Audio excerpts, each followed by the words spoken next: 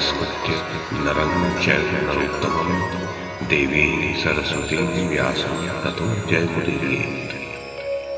ओम नमो भगवते वासुदेवाय। ओम नमः पितामहाय। ओम नमः प्रजापतिभ्यः। ओम नमः कृष्णद्वैपायनाय। ओम नमः सर्वविघ्नविनायकेभ्यः।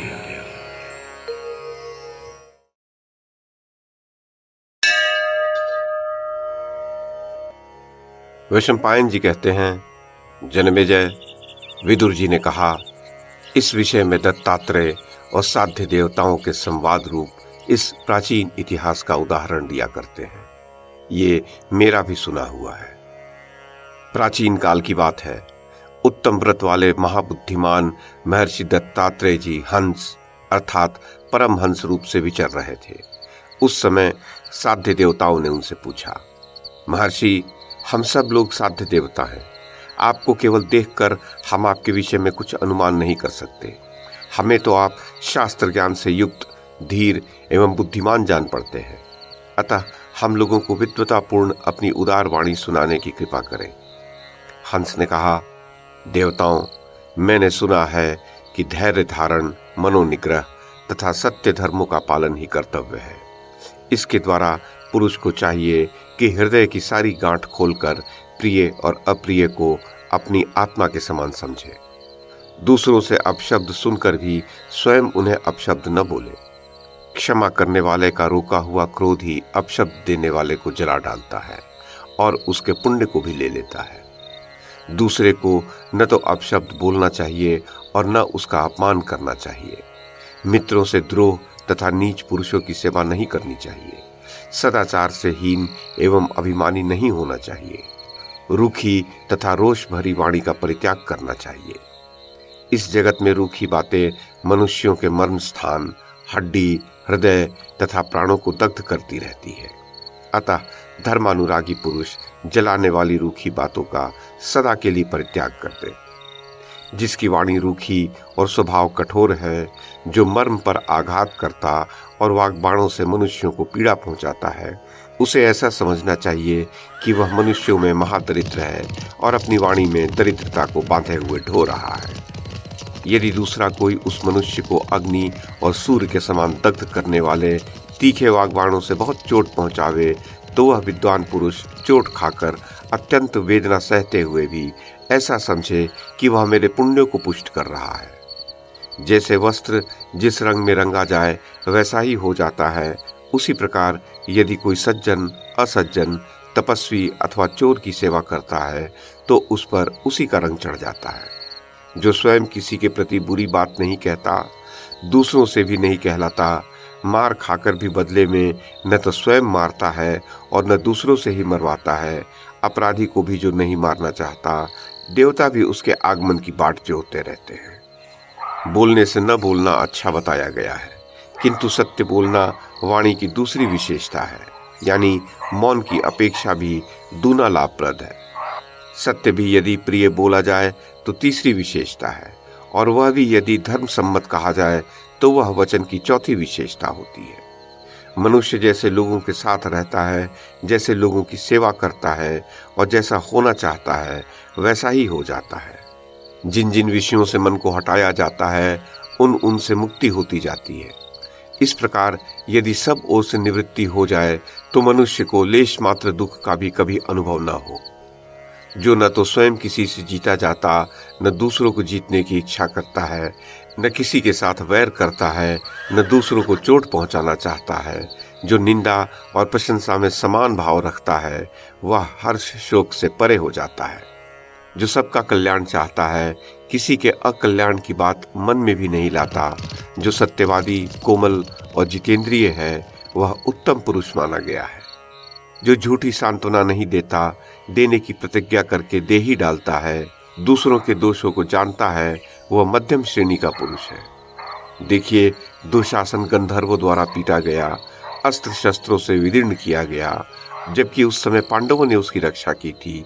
तब भी वह कृतघ्न, क्रोध के वशीभूत हो पांडवों की बुराई से मुंह नहीं मोड़ा। वह दुरात्मा किसी का भी मित्र नहीं है।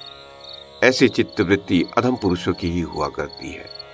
जो अपने विषय में संदेह होने के कारण दूसरों से भी कल्याण होने का विश्वास नहीं करता, मित्रों को भी दूर रखता है, अवश्य ही वह अधम पुरुष है।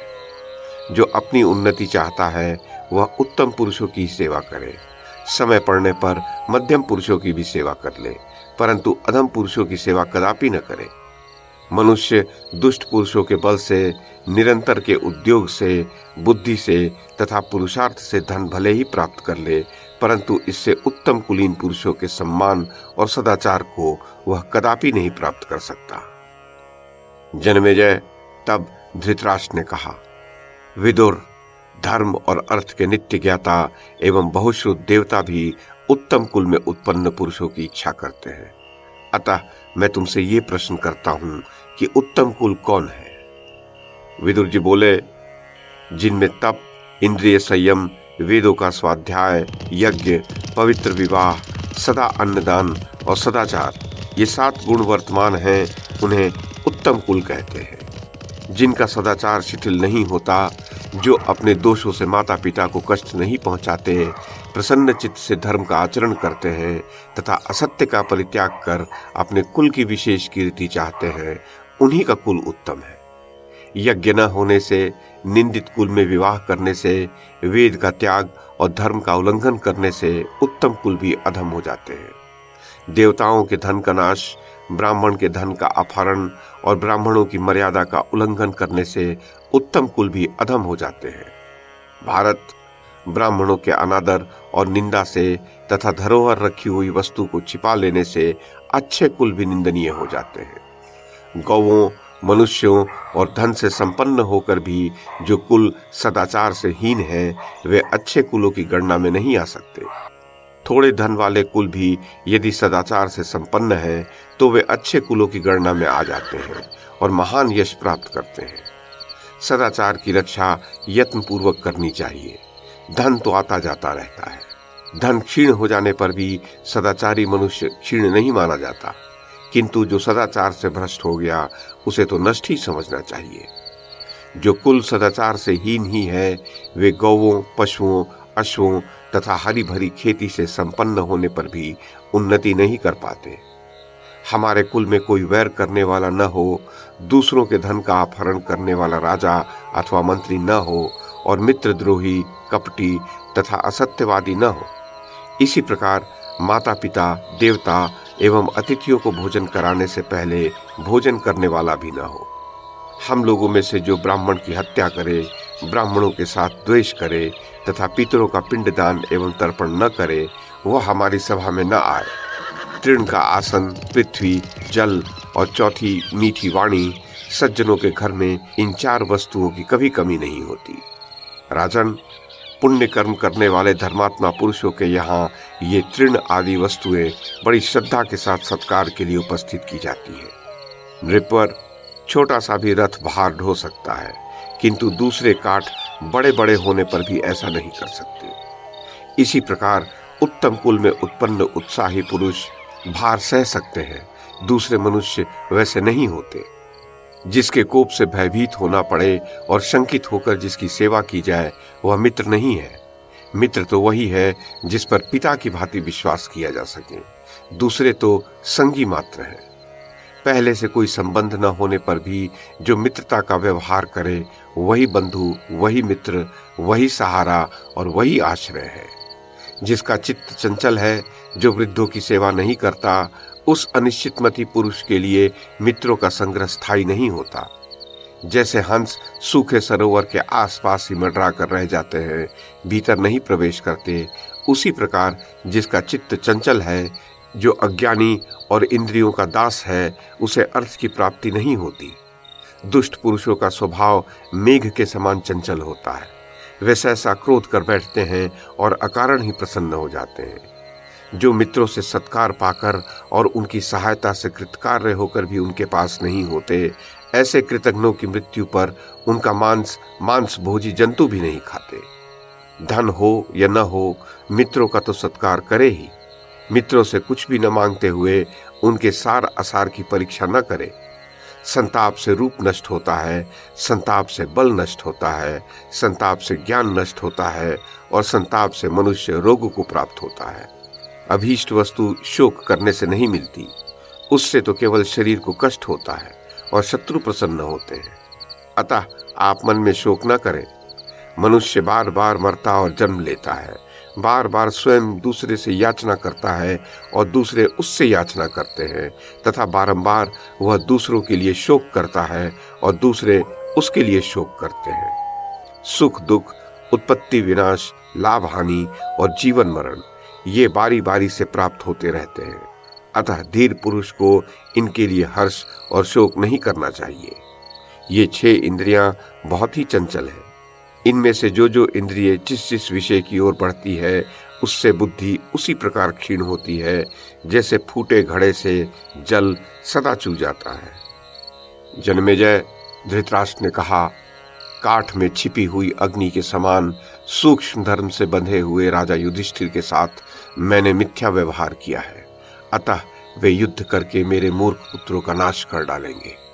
महामते, ये सब कुछ सदा ही भय से उद्विग्न है। मेरा यह मन भी भय से उद्विग्न है। अतः जो उद्वेग शून्य और शांतप्रद हो वही मुझे बताओ। विदुर जी बोले, पाप शून्य नरेश, विद्या, तप, इंद्रिय निग्रह और लोभ त्याग के सिवा और कोई आपके लिए शांति का उपाय मैं नहीं देख पा रहा हूँ। बुद्धि से मनुष्य अपने भय को दूर करता है, तपस्या से महत् पद को प्राप्त होता है, गुरु शुश्रूषा से ज्ञान और योग से शांति पाता है।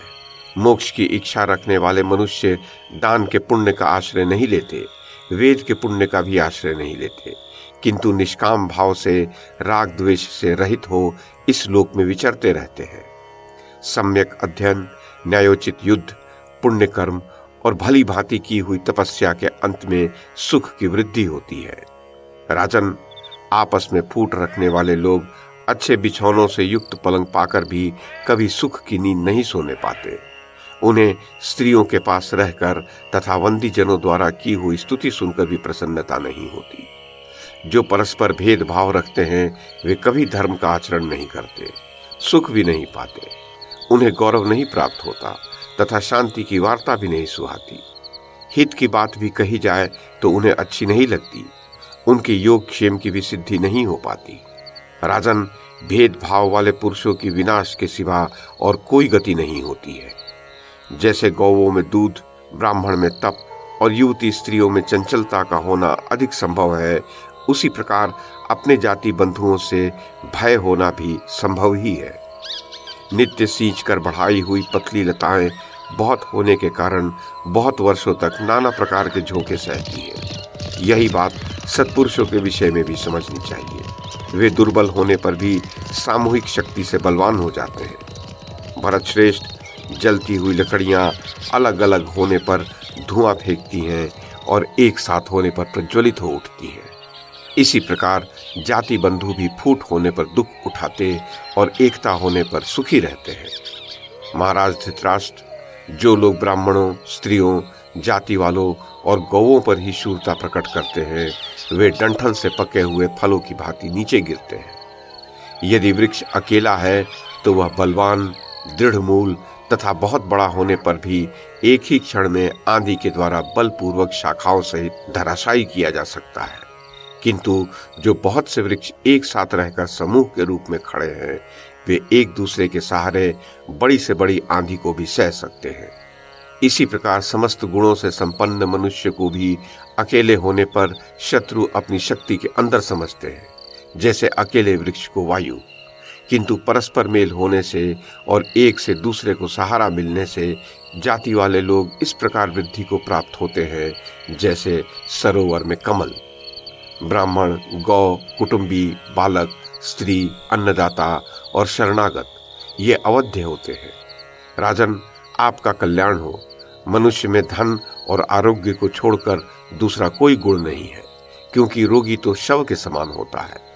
महाराज, जो बिना रोग के उत्पन्न, कड़वा, सिर में दर्द पैदा करने वाला, पाप से संबद्ध, कठोर, तीखा और गर्म है, जो सज्जनों द्वारा पान करने योग्य है और जिसे दुर्जन नहीं पी सकते, उस क्रोध को आप पी जाइए और शांत होइए। रोग से पीड़ित मनुष्य मधुर फलों का आदर नहीं करते, विषयों में भी उन्हें कुछ सुख या सार नहीं मिलता। रोगी सदा ही दुखी रहते हैं। वे न तो धन संबंधी भोगों का और न सुख का ही अनुभव करते हैं। राजन, पहले द्यूत में द्रौपदी को जीती गई देखकर मैंने कहा था, आप द्यूत क्रीड़ा में आसक्त दुर्योधन को रोकिए। विद्वान लोग इस प्रवंचना के लिए मना करते हैं, किंतु आपने मेरा कहना नहीं माना। वह बल नहीं जिसका मृदुल स्वभाव के साथ विरोध हो। सूक्ष्म धर्म का शीघ्र ही सेवन करना चाहिए। क्रूरता पूर्वक उपार्जन की हुई लक्ष्मी नश्वर होती है। यदि वह मृदुलता पूर्वक बढ़ाई गई हो तो पुत्र पौत्रों तक स्थिर रहती है। राजन, आपके पुत्र पांडवों की रक्षा करें और पांडु के पुत्र आपके पुत्रों की रक्षा करें। सभी कौरव एक दूसरे के शत्रु को शत्रु और मित्र को मित्र समझें। सबका एक ही कर्तव्य हो, सभी सुखी और समृद्धिशाली होकर जीवन व्यतीत करें। अजमेर कुल नंदन, इस समय आप ही कौरवों के आधार स्तंभ है। कुरुवंश आपके ही अधीन है। तात कुंती के पुत्र अभी बालक हैं और वनवास से बहुत कष्ट पा चुके हैं। इस समय अपने यश की रक्षा करते हुए पांडवों का पालन कीजिए। कुरुराज, आप पांडवों से संधि करने, जिससे शत्रुओं को आपका छिद्र देखने का अवसर नहीं मिले। नरदेव, समस्त पांडव सत्य पर डटे हुए हैं। अब आप अपने पुत्र दुर्योधन को रोकिए।